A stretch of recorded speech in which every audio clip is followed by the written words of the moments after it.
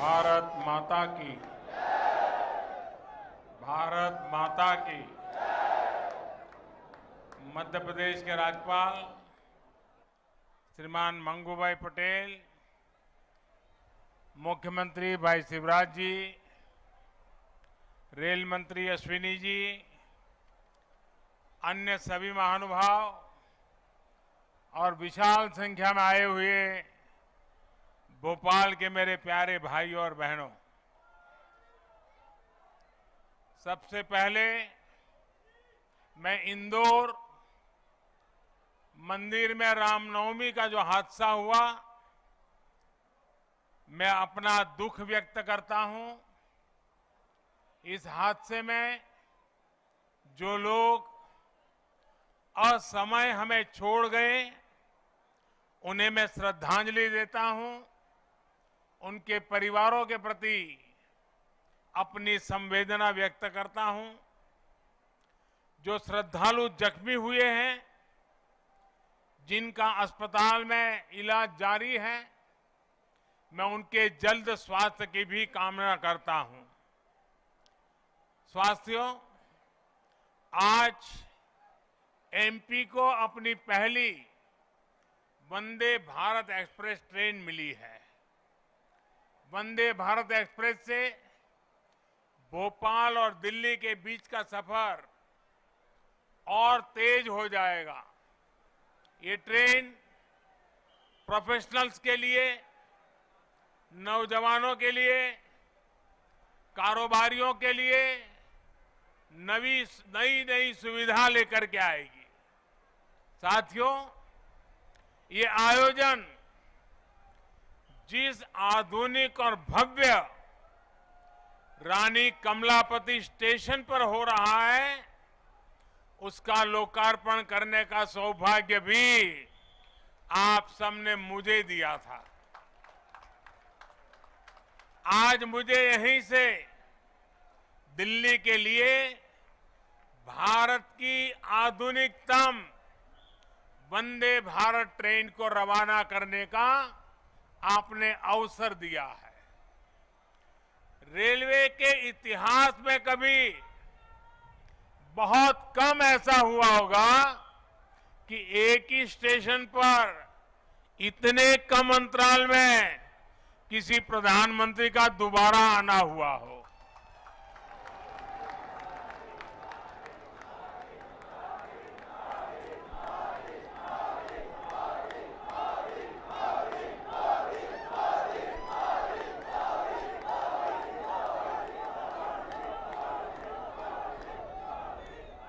लेकिन आधुनिक भारत में नई व्यवस्थाएं बन रही है,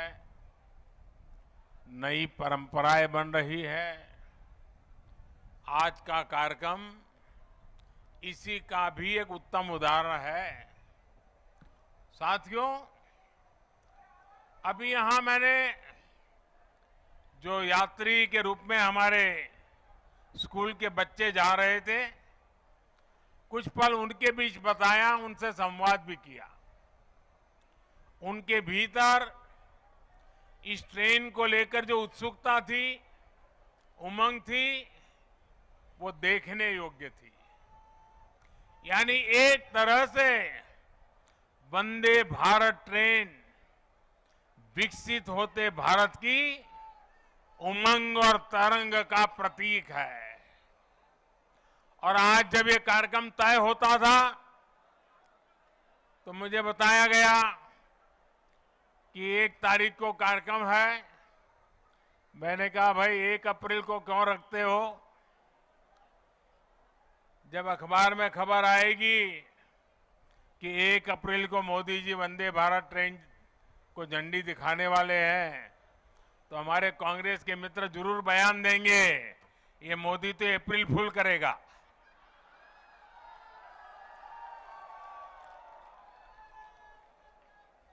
लेकिन आप देखते हैं 1 अप्रैल को ही ये ट्रेन चल पड़ी है। साथियों, ये हमारे कौशल, हमारे सामर्थ्य, हमारे आत्मविश्वास का भी प्रतीक है।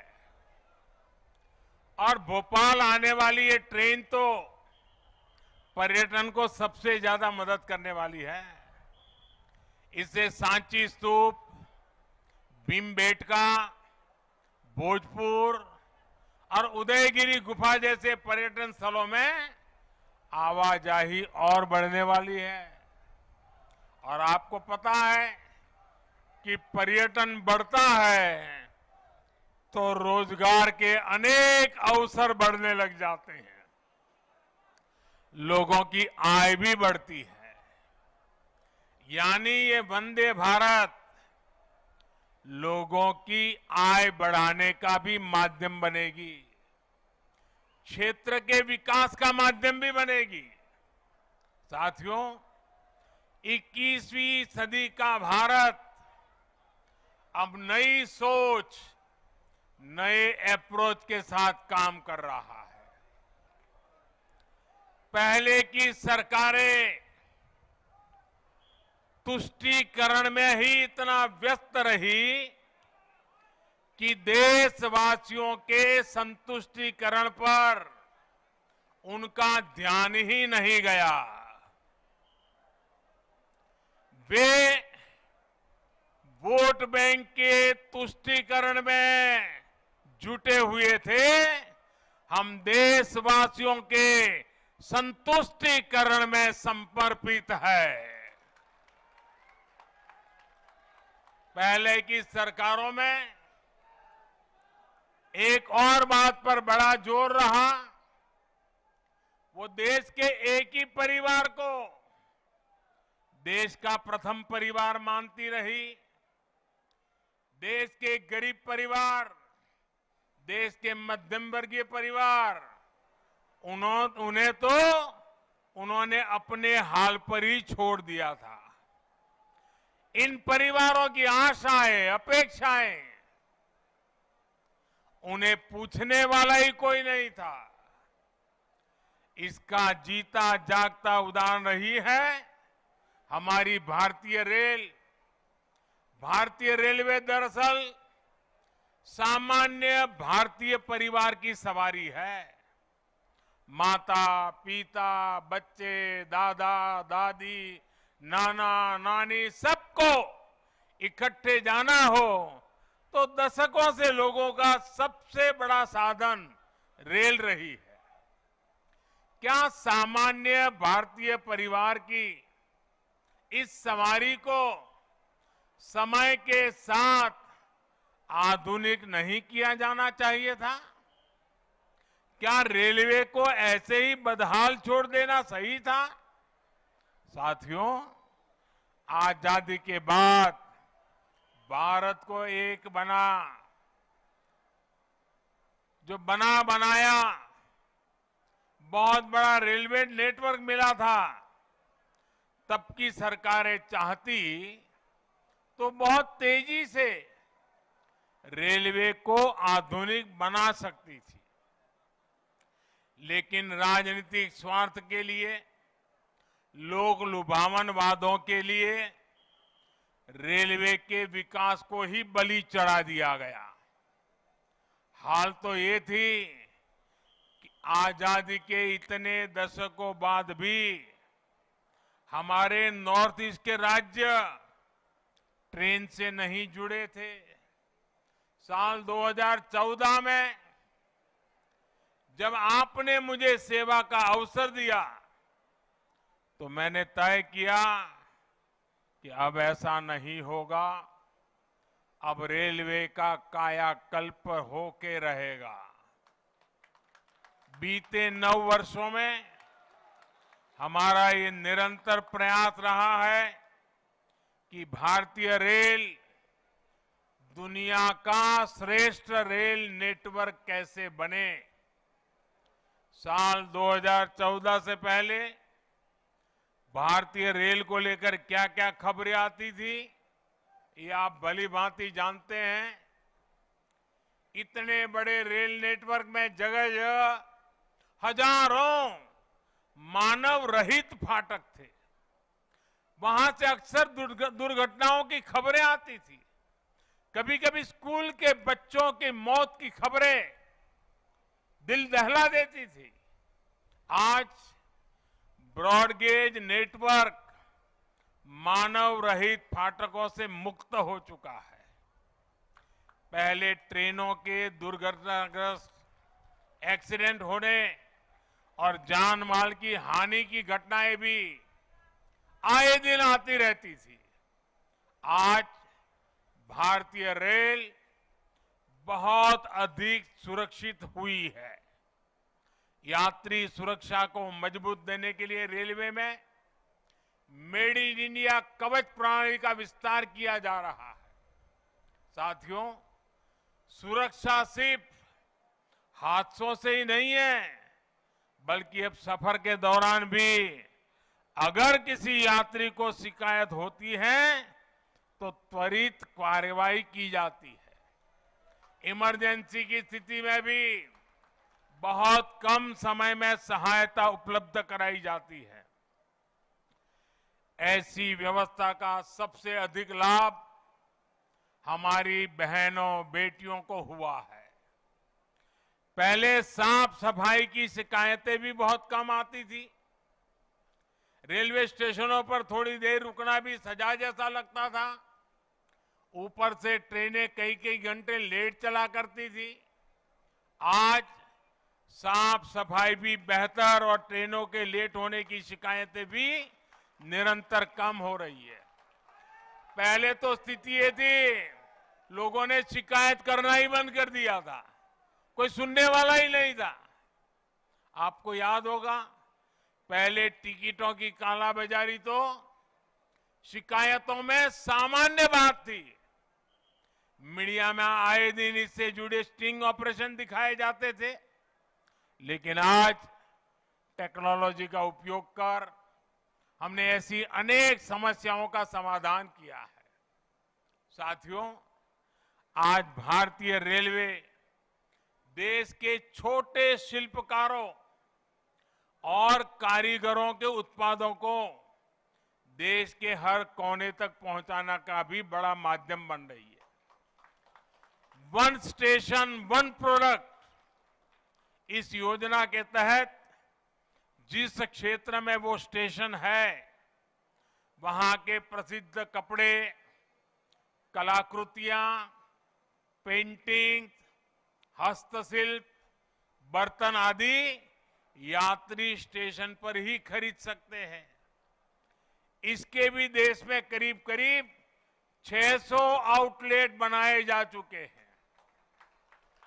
मुझे खुशी है कि बहुत ही कम समय में इनसे 1 लाख से ज्यादा यात्री खरीदारी कर चुके हैं।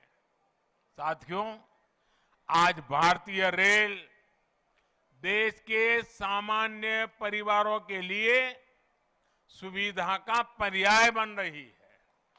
आज देश में अनेकों रेलवे स्टेशनों का आधुनिकीकरण किया जा रहा है। आज देश के 6000 स्टेशनों पर वाईफाई की सुविधा दी जा रही है। देश के 900 से ज्यादा प्रमुख रेलवे स्टेशनों पर सीसीटीवी लगाने का काम पूरा हो चुका है।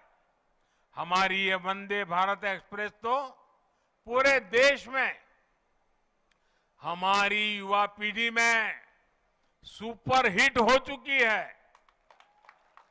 साल भर इन ट्रेनों की सीटें फूल जा रही हैं।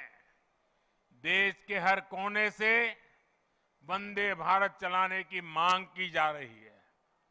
पहले सांसदों की चिट्ठियां आती थी, तो चिट्ठी क्या आती थी? सांसद लिखते थे, फलानी ट्रेन इस स्टेशन पर रोकने की व्यवस्था हो, अभी 2 स्टेशन पर रुकती है, 3 पर रोकने की व्यवस्था हो, यहां रोकी जाए, वहां रोकी जाए, यही आता था। आज मुझे गर्व है, मुझे संतोष है, जब सांसद चिट्ठी लिखते हैं और मांग करते हैं कि हमारे यहां भी वंदे भारत जल्दी से जल्दी चालू हो। साथियों, रेलवे यात्रियों की सुविधाएं बढ़ाने का यह अभियान लगातार बहुत तेज गति से चल रहा है। इस साल के बजट में भी रेलवे को रिकॉर्ड धनराशि दी गई है। एक समय था जब रेलवे के विकास की बात होते ही घाटे की बात की जाती थी, लेकिन अगर विकास की इच्छा शक्ति हो, नीयत साफ हो और निष्ठा पक्की हो तो नए रास्ते भी निकल ही आते हैं। बीते 9 वर्षों में हमने रेलवे के बजट को लगातार बढ़ाया है। मध्य प्रदेश के लिए भी इस बार 13,000 करोड़ रुपए से अधिक का रेलवे बजट आवंटित किया गया है, जबकि 2014 से पहले मध्य प्रदेश के लिए हर वर्ष औसतन 600 करोड़ रुपया, आप बताइए 600 करोड़ रुपए रेलवे बजट था। कहां 600 और कहां आज 13,000 करोड़।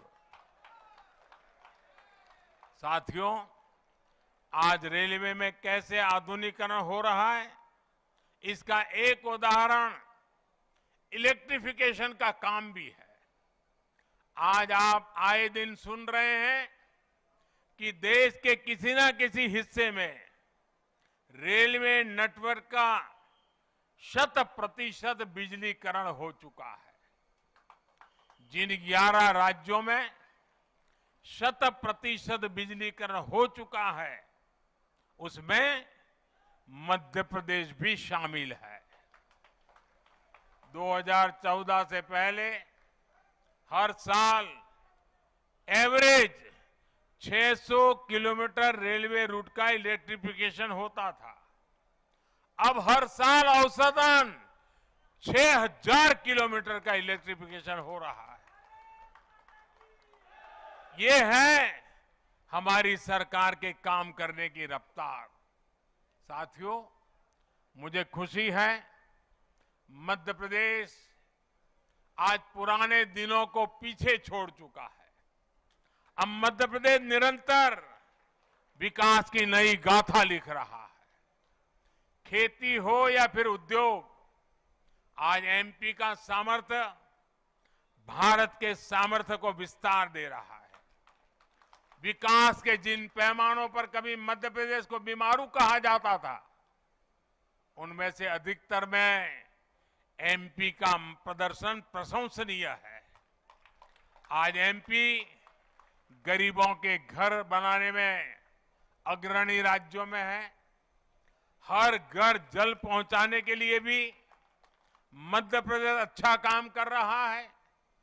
गेहूं सहित अनेक फसलों के उत्पादन में भी हमारे मध्य प्रदेश के किसान नए रिकॉर्ड बना रहे हैं। उद्योगों के मामले में भी अब ये राज्य निरंतर नए कीर्तिमानों की तरफ बढ़ रहा है। इन सब प्रयासों से यहां युवाओं के लिए अनंत अवसरों की संभावनाएं भी बन रही है। साथियों, देश में विकास के लिए हो रहे इन प्रयासों के बीच आप सभी देशवासियों को एक और बात की ओर भी ध्यान खिंचवाना चाहता हूं। हमारे देश में कुछ लोग हैं जो 2014 के बाद से ही ये ठान कर बैठे हैं और पब्लिकली बोले भी हैं, और उन्होंने अपना संकल्प घोषित किया है। क्या किया है? उन्होंने अपना संकल्प घोषित किया है, हम मोदी की छवि को धूमिल करके रहेंगे। इसके लिए इन लोगों ने भांति भांति के लोगों को सुपारी दे रखी है और खुद भी मोर्चा संभाले हुए हैं। इन लोगों का साथ देने के लिए कुछ लोग देश के भीतर है और कुछ देश के बाहर भी बैठकर अपना काम कर रहे हैं।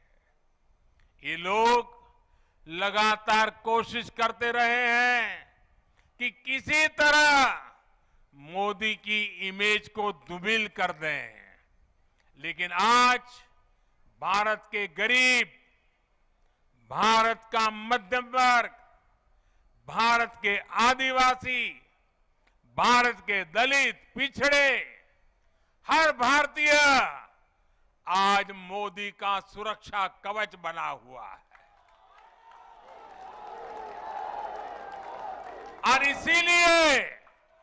इसीलिए ये लोग बौखला गए हैं। ये लोग नए नए पैंतरे अपना रहे हैं।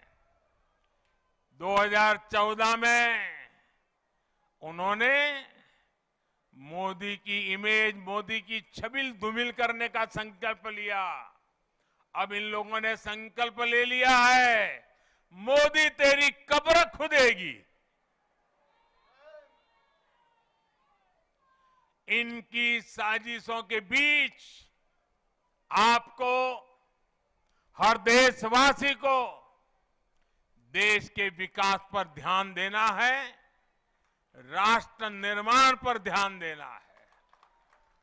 हमें विकसित भारत में मध्य प्रदेश की भूमिका को और बढ़ाना है। ये नई वंदे भारत एक्सप्रेस इसी संकल्प का ही एक हिस्सा है। एक बार फिर मध्य प्रदेश के सभी नागरिक भाइयों बहनों को, भोपाल के नागरिक भाई बहनों को इस आधुनिक ट्रेन के लिए बहुत बहुत बधाई।